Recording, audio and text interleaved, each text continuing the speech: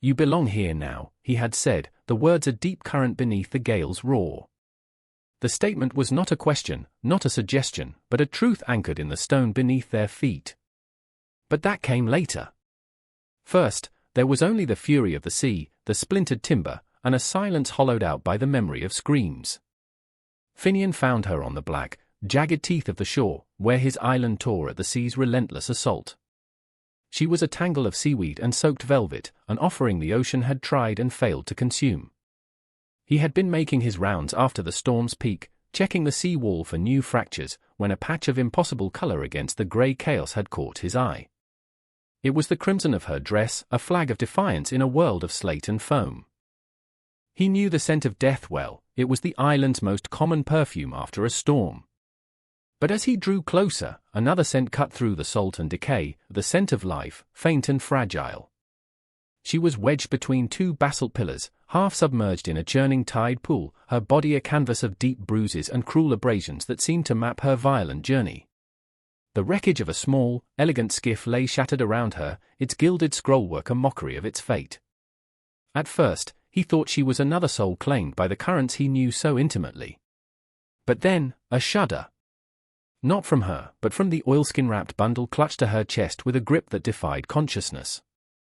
He moved with a speed that belied his massive frame, his heavy boots finding purchase on the slick rock as he descended into the churning water. The cold was a familiar enemy, a thief of warmth and life. He knelt, his large, calloused hands that could mend a winch or carve stone, trembling with a sudden, unfamiliar hesitancy as he brushed the wet, matted hair from her face. It was a face of aristocratic beauty, now a mask of exhaustion and sea salt anguish. Her breath was a whisper, a ghost of a thing he could barely see in the cold air. His gaze fell to the bundle. With the utmost care, he loosened her grip, half expecting the worst. Inside, wrapped in layers of oilskin and wool, was an infant. A boy, his face pale but peaceful, his stillness the terrifying slumber of the deeply chilled. Finian was a man carved from the island itself, granite hard, solitary, and weathered by a lifetime of storms, both literal and personal. But in that moment, seeing the woman's broken form curled protectively around this tiny spark of life, a deep, resonant chord of memory and instinct struck within him. A fierce, protective wave rose from a place he had long thought barren. He did not hesitate.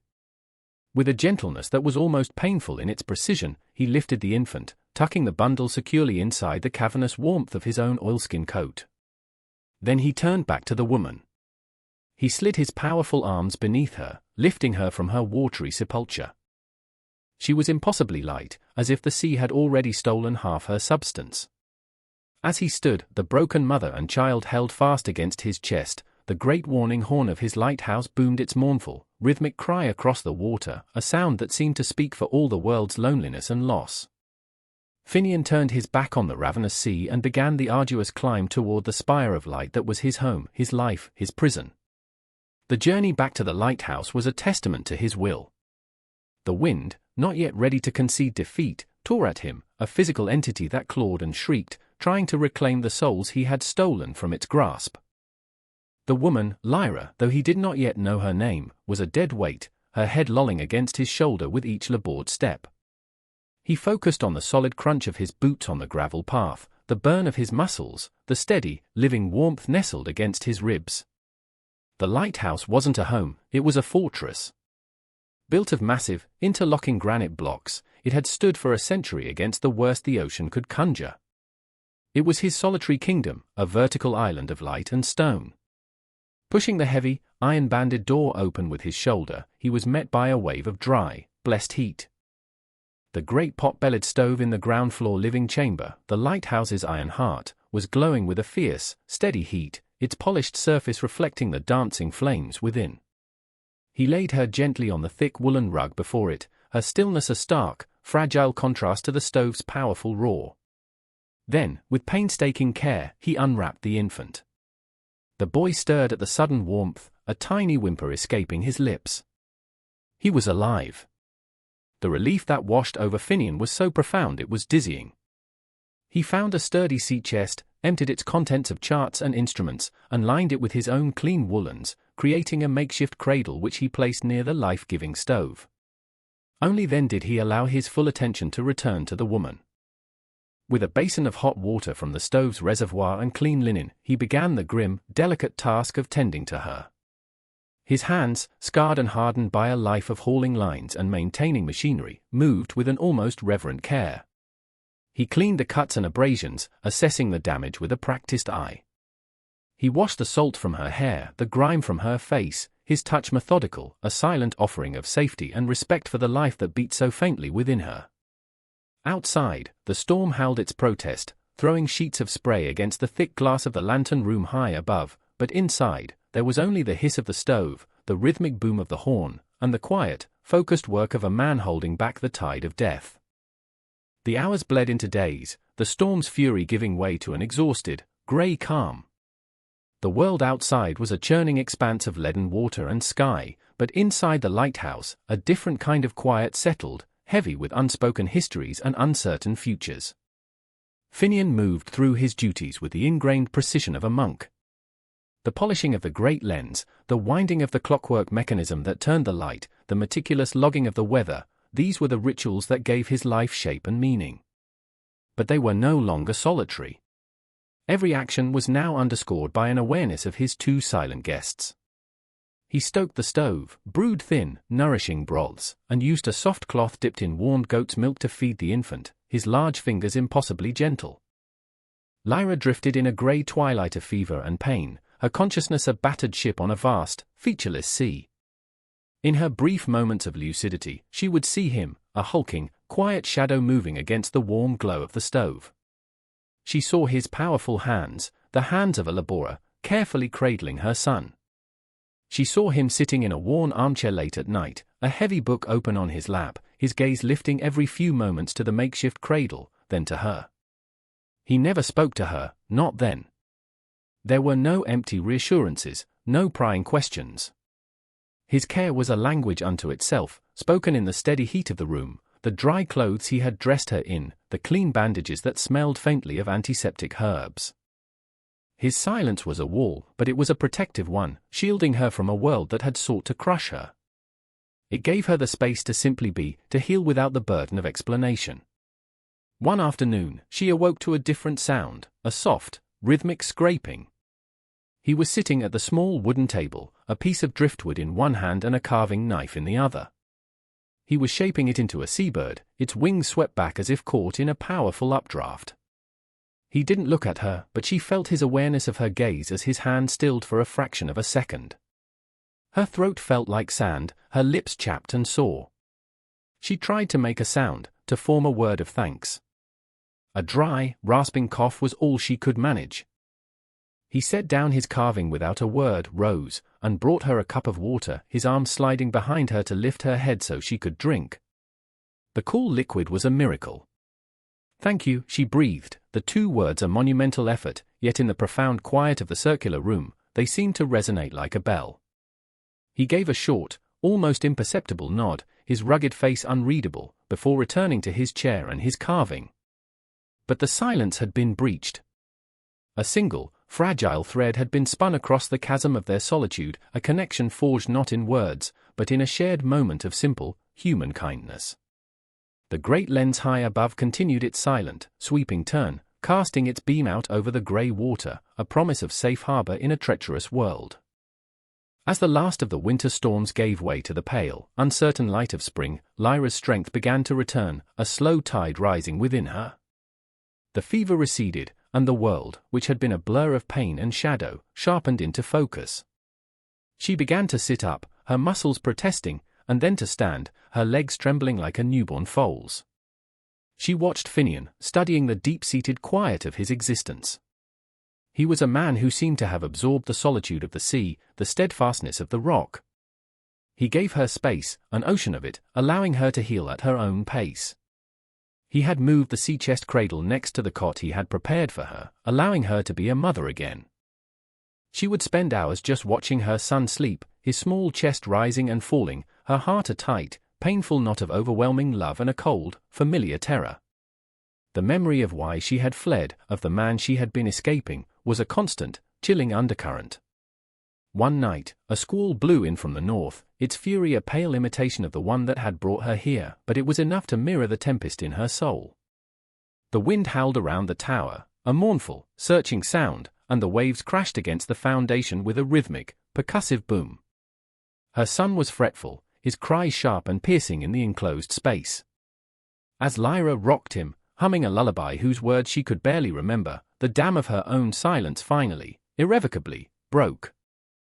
She began to speak, her voice thin and hesitant at first, cracking with disuse, but it gathered strength as the torrent of words was unleashed.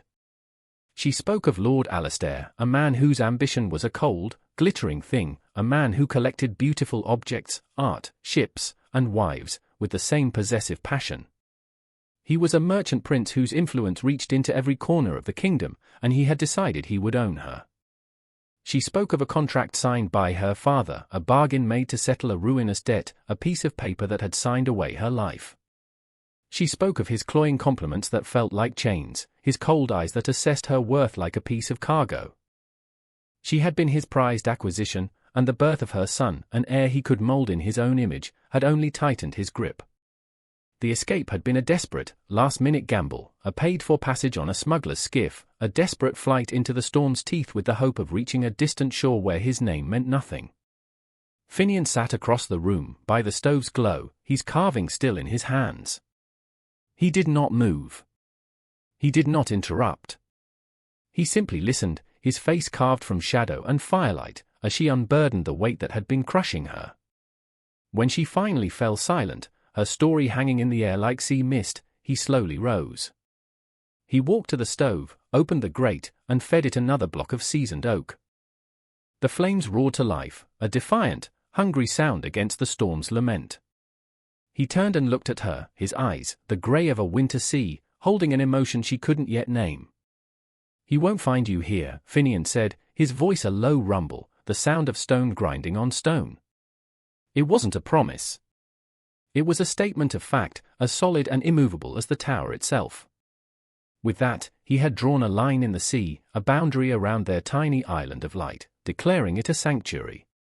The change in the season seemed to happen overnight, as if the world had finally thrown off a heavy, grey shroud. The relentless churn of the sea softened, its color shifting from leaden grey to a deep, vibrant blue-green. Gulls returned to nest in the cliffs, their cries sharp and vital. The transformation of the world outside was mirrored by the one taking place within the stone walls of the lighthouse. With the return of her physical strength, Lyra began to reclaim the parts of herself she had thought were lost to the sea or to the fear that had preceded it. She started small, taking over the mending of Finian's rough-spun work shirts, her small, neat stitches an act of quiet gratitude, a way of weaving herself into the fabric of this strange, new life. She took over the cooking, and soon the austere, masculine space was filled with the sense of baking bread made from their stores of flour and savory fish stews from Finian's catches.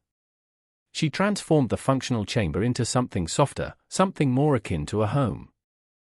She would sing to her son, her voice, once a hesitant whisper, growing stronger and clearer each day. The lullabies were no longer broken fragments but full, beautiful melodies that filled the circular room, their notes mingling with the rhythmic sigh of the waves and the cry of the gulls. One evening, Finian presented her with the seabird he had been carving. It was finished, sanded so smooth it felt like polished bone, the grain of the driftwood swirling like feathers. He had drilled a tiny hole through its back and threaded it with a piece of fishing line. Wordlessly, he hung it from a beam over her son's cradle, where it turned and danced in the warm air rising from the stove. It was a gift of immense meaning, a silent acknowledgement that this child, her child, was not just a survivor to be sheltered, but a new life to be cherished. He had carved him a place in his world. Their life fell into a simple, peaceful rhythm, dictated by the sun and the tides. The days were filled with the shared, unspoken work of existence. Lyra tended a small, thriving garden of herbs and hardy vegetables she cultivated in wooden crates filled with soil Finian had hauled up from a sheltered cove. He tended to the light, his primary, sacred duty, and spent his afternoons fishing from the rocks or repairing the endless list of things that the sea and salt sought to destroy.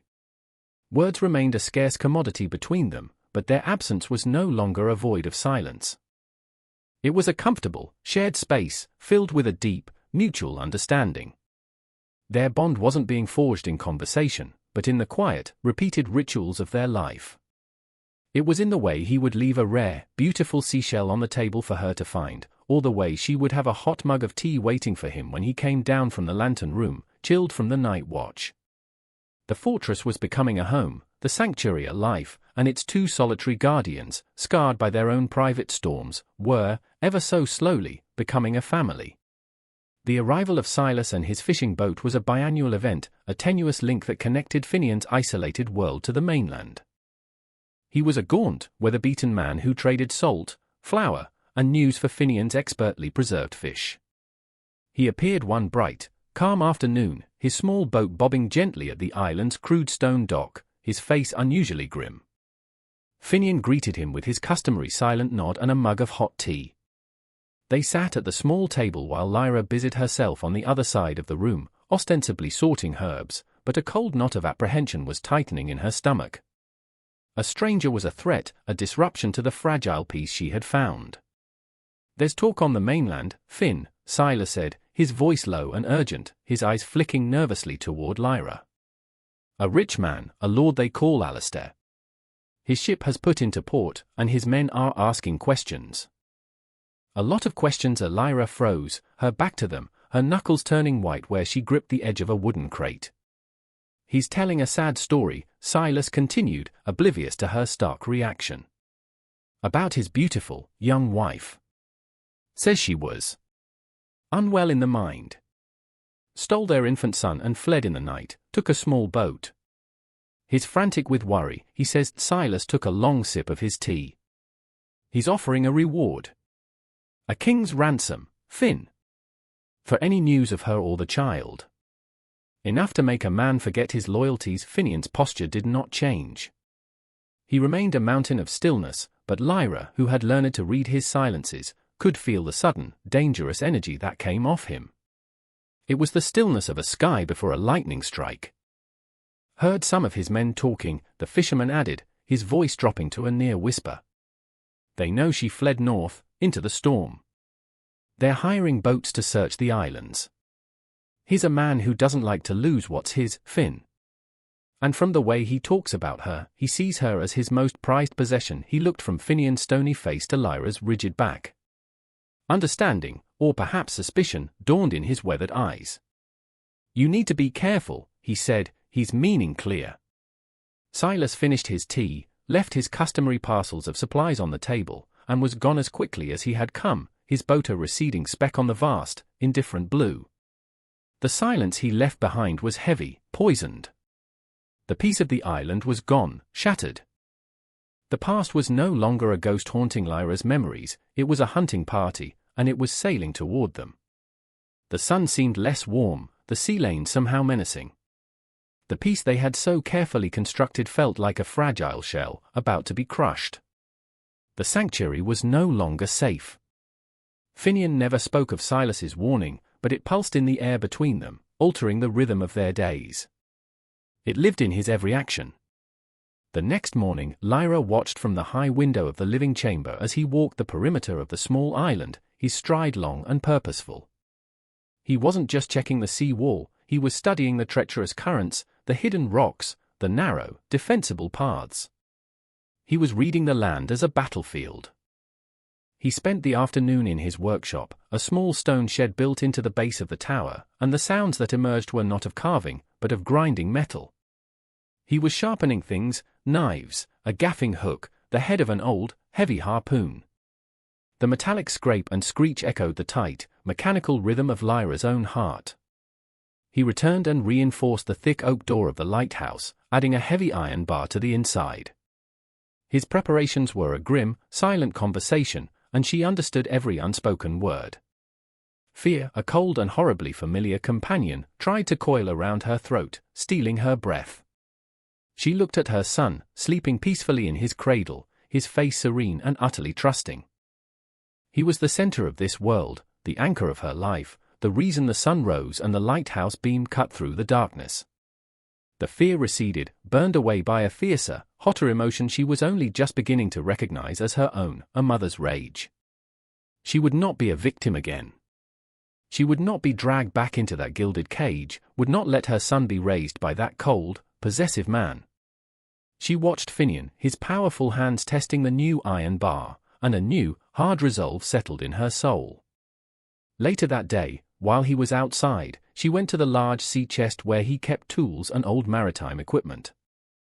Her hand searched past coils of rope and blocks of tallow until they found it, a heavy, iron belaying pin, its surface worn smooth with age and use, designed to secure heavy rigging in a gale. She picked it up. Its weight was substantial, solid, alien in her hand. The cold iron was a shock against her skin. But she held it, practiced gripping it, swinging it. The unfamiliarity gave way to a grim determination. She was no longer the broken creature washed ashore. This lighthouse was her home. This child was her life. This quiet, steadfast man was her protector. And she would fight to the death to defend them all. The sanctuary was no longer just a place of healing. It had become a fortress, and she, its unlikely chatelaine, was now its second guard, ready for the siege. The day Lord Alistair came was preternaturally calm. The sea was a sheet of polished glass, the sky a vast, empty blue. There was no wind, not even the whisper of a breeze. Only a heavy, expectant silence that felt more menacing than any storm. Finian had been watching the horizon since dawn, a sentinel at the lantern room's railing, a spyglass to his eye. He saw the ship first, a sleek, black-hulled vessel that cut through the water with arrogant speed, its sails full of a wind that did not seem to exist anywhere else. He descended the winding stairs, his face a mask of granite. "Go inside. Bar the door. Stay away from the windows," he said, his voice flat, devoid of emotion. It was the first direct command he had ever given her. She nodded, her heart a frantic drum against her ribs. The belaying pin was tucked into the waistband of her dress, its heavy presence a cold, solid comfort. She gathered her son, her hands trembling despite her resolve, and retreated to the deepest shadows of the room, whispering reassurances to the child that she could not feel herself. Outside, the ship dropped anchor 100 yards from the shore. A longboat was lowered, and 3 men rowed to the island's small dock. Alistair disembarked, his movements crisp and proprietary. He was as handsome as she remembered, but it was the cold, predatory beauty of a hawk. "Finian the keeper," he bellowed, his voice accustomed to command, echoing unnaturally in the still air. "I know you have her. I have a writ of possession.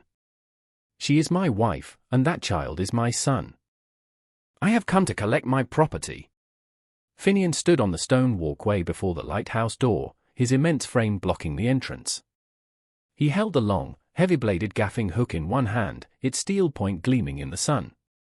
"They ain't your property," he replied, his voice a low growl that carried easily across the water.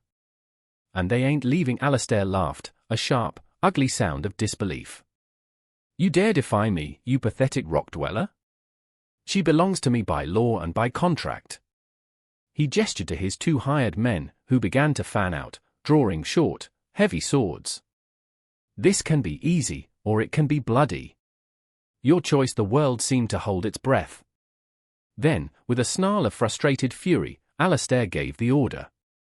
"Get them." The explosion of violence was sudden and shocking. The calm air was split by the clash of steel and guttural shouts. It was chaos, a blur of desperate motion and sound, but Finian moved with the brutal efficiency of a bear defending its territory. He used the gaff hook not as a blade, but as an extension of his own powerful arms, hooking, tripping, and shoving, using his intimate knowledge of the treacherous, rock-strewn ground to his advantage. The fight was a maelstrom of close-quarters combat.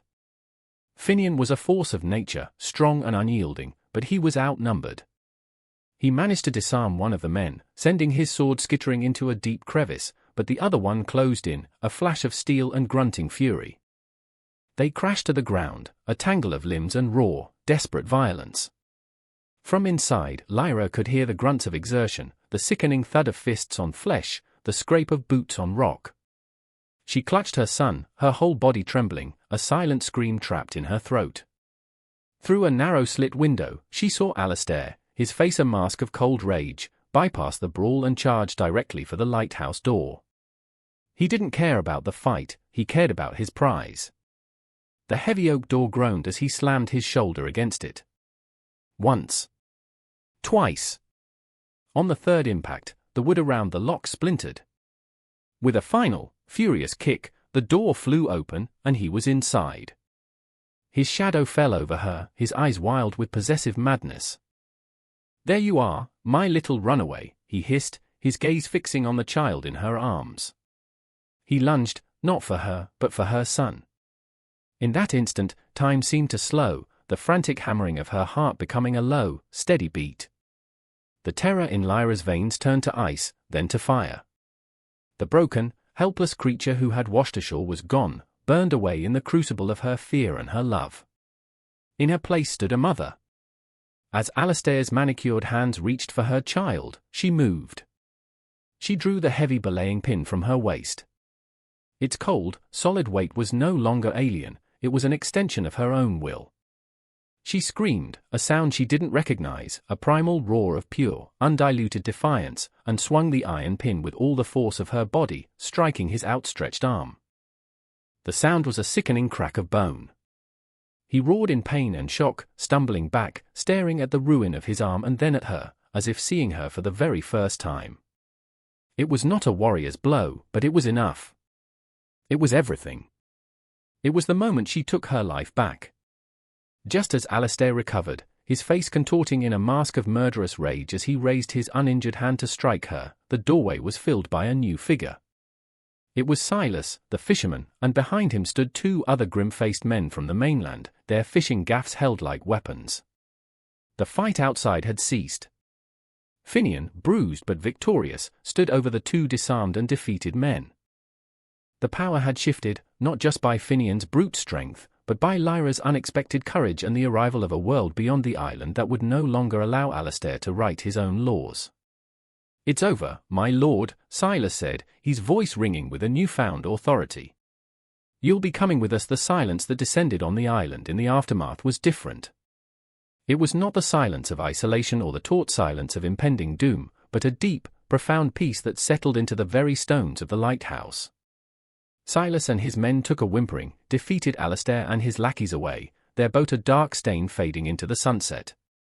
Finian, his face a map of new bruises and his knuckles split and bleeding, barred the broken door, then turned to face Lyra.